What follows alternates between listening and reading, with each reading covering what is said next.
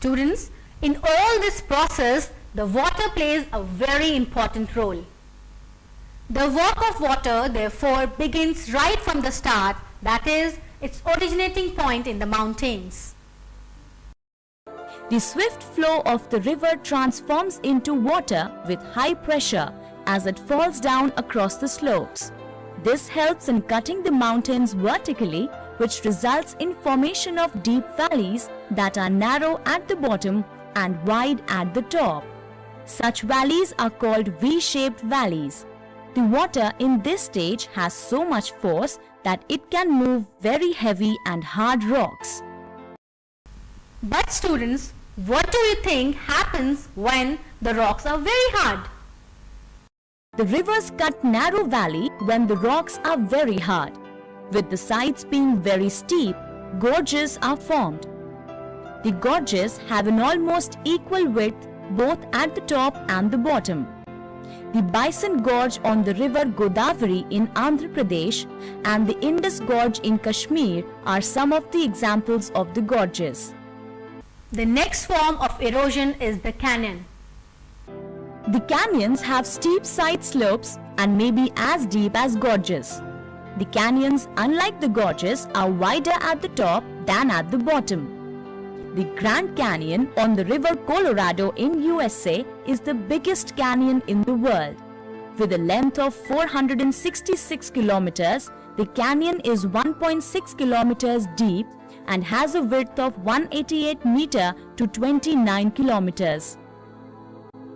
One can see a number of waterfalls in the mountain areas with prevalent and sharp changes of slope. The force of the waterfalls dig out the bottom of the rock to form the plunge pools. Once the river enters the plain, the course changes. The flow of the river slows down. This implies that it cannot carry the heavy particles and hence deposits them on the banks. When the river is in flood, the force of it increases and it cuts the soil.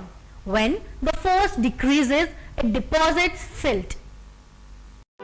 During each flood, the rivers deposit a layer of sediment which results in the formation of a fertile flood plain gradually. The Ganga plains, the Krishna Godavari plains are a result of such depositions. But when there is an inflow of flood water, the riverbeds become too high due to the deposits. The rivers then change their course again and cut a new path. As a result, one can see constant new courses cut by the rivers. Meanders or gentle turns like a snake are made by the rivers in the floodplains. The deposition along the sides of the meanders result in the ends of the loop coming closer. The meander loop cuts off the river gradually and results in the formation of a lake which is called Oxbow Lake. The next destination for the river in its journey is the sea.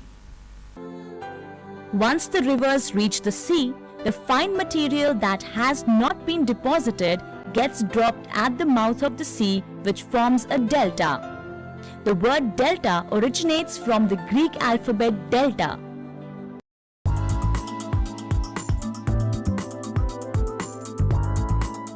Students, all of us know that there is heavy snowfall in the cold areas like the Himalayas, Alps and other places. The snow eventually gets accumulated and becomes ice. As the ice begins to accumulate, it moves down slowly and reaches warmer regions. This slow moving of mass of ice is called a glacier. The movement of the glacier is very slow when compared with water. Once the ice reaches the warmer regions, it begins to melt, thus giving rise to a small river. The force of gravity helps in the movement of the glaciers. This is exactly how the Ganga originated from the Gangotri glacier in the Himalayas. The movement of the glaciers is so slow that it hardly moves a few centimeters in a day. The glaciers erode through a process called plucking. In the process of plucking, the pieces of rocks are lifted and transported. The pieces of rock and the ice move together on the rock surface that they flow. Students, just like how a sandpaper removes the small particles of wood, the glacier also removes and erodes the bedrock. The glaciers therefore create U-shaped valleys as a result of the plucking and abrasion. The glacier melts gradually and becomes water. Also, at this point, it does not have the force to carry the large particles forward and hence leaves them. These left out large rocks become heavy and rugged boulders. The smaller particles and pebbles remain on the bed of the glacier. The debris, which consists of the pebbles, sand, cobbles, etc., known as till, is obtained by the glaciers from the slopes of the mountains, valleys, floors, etc. The till that cannot be carried further is deposited at the various parts of the glacier. The deposition of the till that cannot be carried forward at various parts of the glacier is called moraines.